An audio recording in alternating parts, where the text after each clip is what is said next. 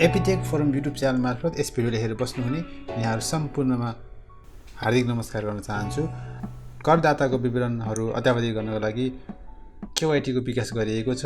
आजको यस एपिसोडमा आफ्नो व्यवसायको KYT अर्थात् नो योर ट्याक्स फेयर कसरी अद्यावधिक गर्ने अनलाइन मार्फत त्योसँग सम्बन्धित रहेर भिडियो बनाएका छौँ। आउनुहोस् भिडियोलाई सुरु गरौँ। अनलाइन मार्फत करदाताले आफ्नो अभिलेखलाई आफै अद्यावधिक गर्नको लागि आन्तरिक राजस्व कार्यालयको वेबसाइट IRD.gov.np मा जानुहोस्। अहिले यो वेबसाइट भर्खरै अपडेट भएको छ र अपडेट भइसकेपछि यस्तो खालको चाहिँ फेस देखिएको छ। त्यसपछि तपाईँ यहाँनिर करदाता पोर्टलमा जानुहोस् र त्यहाँ गइसकेपछि IRD को सिस्टम खुल्नेछ।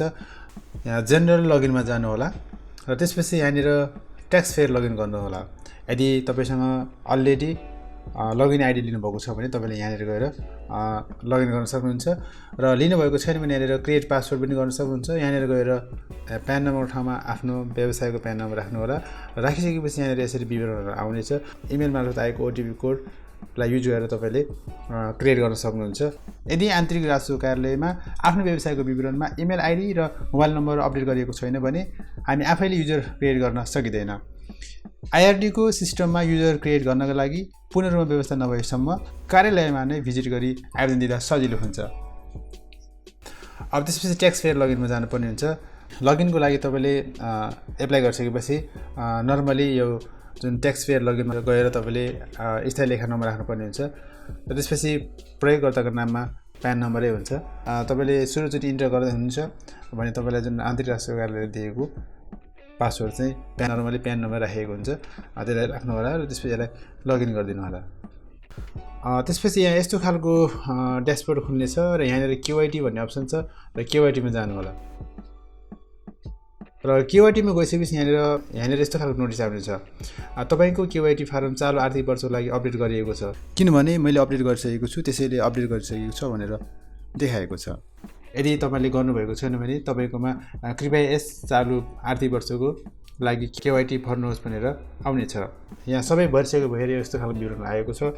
यसमा तपाईँले भर्नको लागि चाहिँ प्यान नम्बर भएको ठाउँमा आफ्नो व्यवसायको प्यान नम्बर राख्नु होला। प्यान नम्बर राख्ने बित्तिकै करदाताको नाम नेपाली र अङ्ग्रेजीमा आउनेछ। त्यसपछि यहाँनिर जिल्ला चुज गर्नुपर्ने हुन्छ। तपाईँले कुन जिल्लामा चाहिँ तपाईँको व्यवसाय छ त्यो जिल्ला चुज गर्नुपर्ने हुन्छ र नगरपालिका गाउँपालिकाको ठाउँमा महानगरपालिका उपमहानगरपालिका चाहिँ कुन हो त्यसमा टिक लाउनु होला र त्यसपछि स्थानीय तहमा चाहिँ यहाँनिर तपाईँले अप्सन आउनेछ। यो अप्सनमा चाहिँ कुन तह पर्छ तपाईँको त्यहाँ लिस्टेड भएर आउनेछ, त्यसलाई चुज गर्नु होला। त्यसपछि यहाँनिर आधिकारिक सम्पर्क व्यक्ति, यहाँनिर चाहिँ आफ्नो व्यवसायको आधिकारिक सम्पर्क व्यक्तिको विवरण चाहिँ यहाँनिर राख्नुपर्ने हुन्छ। जो व्यक्तिलाई चाहिँ आफ्नो व्यवसायसँग सम्बन्धित करहरूको बारेमा अलि बढी जानकार छ र उक्त व्यक्तिको यहाँ नाम राख्नु होला। यहाँनिर चाहिँ इमेल आइडी राख्नु होला र त्यसपछि यहाँनिर मोबाइल नम्बर राख्ने ठाउँ आउँछ। मोबाइल नम्बर राखिसकेपछि यहाँनिर सेभ र क्यान्सल भन्ने अप्सन आउनेछ। मेरोमा यो अपडेट भइसक्यो भएर यो आएको छैन।